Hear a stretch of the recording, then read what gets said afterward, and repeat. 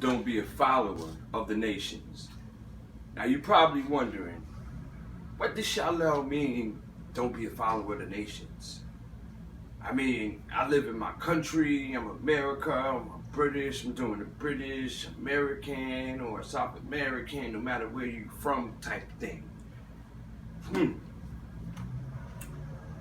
We see as time picked on that back in our grandparents or great-grandparents' days, nations were pure. At least some of them were. Everything was about the scriptures, the Bible, and being moral and ethically pure in how you did things. Now it seems as if you kick God out of the system, no more Pledge of Allegiance to the flag, no more separation between what was wrong and what was right. If you got somebody who's born a man or woman and they want to be something else, and they're mentally distorted. For real. And to follow after a nation means that you accept any atrocity that that nation is doing. If it's about money, you're going to follow that nation. Because in order to be a part of whatever that nation is doing to get money, you're going to end up following right into that same track, changing your characteristics, who you are, to follow after that nation. If that nation starts believing in stars and quasars and they making it a big deal, oh, okay, you know what? If everybody else is doing it, I'm going to do it. So I guess instead, if everybody else starts jumping off the daggone bridge, you're going to do that too, huh? Following after a nation is following after its atrocities, its false beliefs, its lies, and every other thing that comes along with it. Losing who you are and the characteristics of what you're supposed to be.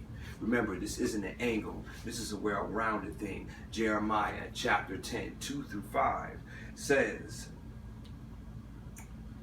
"Oh, hear the word which the Lord has spoken to you, O house of Israel." I want you to understand something. How many people have heard that saying, keeping up with the Joneses? So you got to sit down and you see Bob with something, you got to hurry up and get it. You have to follow this style, this suit, in order to get your money. You have to sell somebody short in order to hurry up and get ahead. You have to step on a couple of toes in order to win the race. Stop being a follower and be a leader of God. Thus says the Lord, do not learn to go the way of the nations, and do not be dismayed with the signs in the heavens and in the sky, for they are tricks. Do not be concerned with them. We see people like Paul Begley, who will blatantly keep throwing in this Nibru and everything else. He is a liar.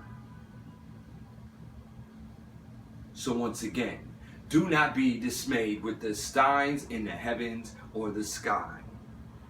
Let the nations be dismayed with them, because that's what they're used to, and that's what they do.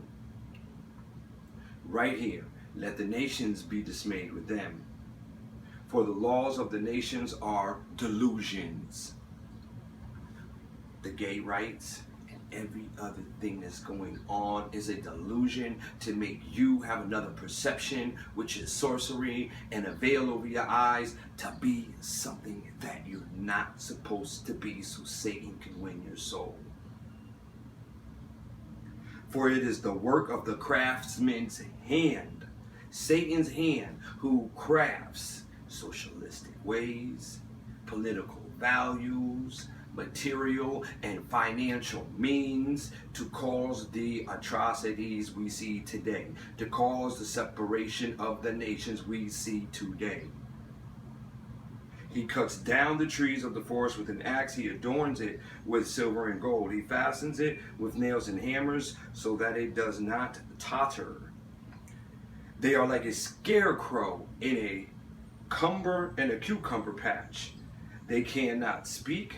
they have to be carried, for they cannot walk. Be not afraid of them, for they cannot do you any harm, nor is it in them to do any good. The material things, the socialistic ways, the money. We have people who know what they're doing is wrong, but the first thing they say is, I need a job or I have bills to pay. So they'll go keep committing an atrocity, losing their moral ethics. Where's your empathy in life? Because you wasn't born and raised that way. We have people who have had one bad experience and now their whole agenda is driven for an evil purpose and means. Don't be a follower of the nations. Be a follower of Yahweh and the Messiah. That's what your concern should be. That should be your movement. That should be your thought, your feeling, and your motivation. So don't be a follower of the nations. Stand firm and be a follower on the path of righteousness in Yahweh and Yeshua's name.